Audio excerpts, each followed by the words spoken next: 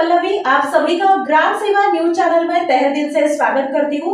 ग्राम सेवा news channel Maharashtra में Bhiwandi, Shirdi, Surat, Nashik, Solapur, Bangalore in सभी शहरों में गुजराती के साथ साथ मराठी, तेलुगु और हिंदी माध्यम के द्वारा प्रसिद्ध हुए।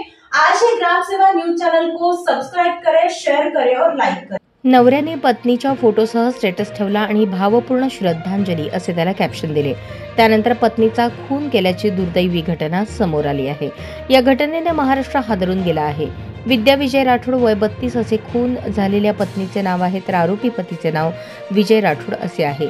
आधी पत्नीच्या फोटोसह भावपूर्ण श्रद्धांजलीचा स्टेटस ठेवत तिचा निर्घृण खून केल्याची धक्कादायक घटना घडली। समोर आलेल्या माहितीनुसार परभणी जिल्ह्यातील जिंतूर तालुक्यातील सोनापूर तांडा येथील शेतशिवारात गुरुवारी दुपारी 3च्या सुमारास विद्या विजय राठोड वय 32 या विवाहितेवर तिच्या पतीने तीक्ष्ण हत्याराने छाती आणि पोटावर वार करत तिचा खून केला।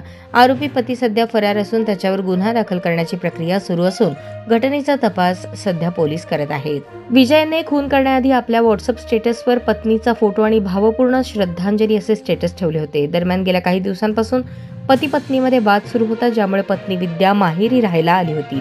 काल दुपारी 3च्या सुमारास विद्या तिच्या वडिलांच्या शेतात असताना विजय तिथे पोहोचला। दोघांमध्ये पुन्हा शाब्दिक वाद झाला। या वादातून संतापलेल्या विजयने आपल्या हातातील धारदार हत्याराने विद्यावर वार केल्याचे सांगण्यात आले।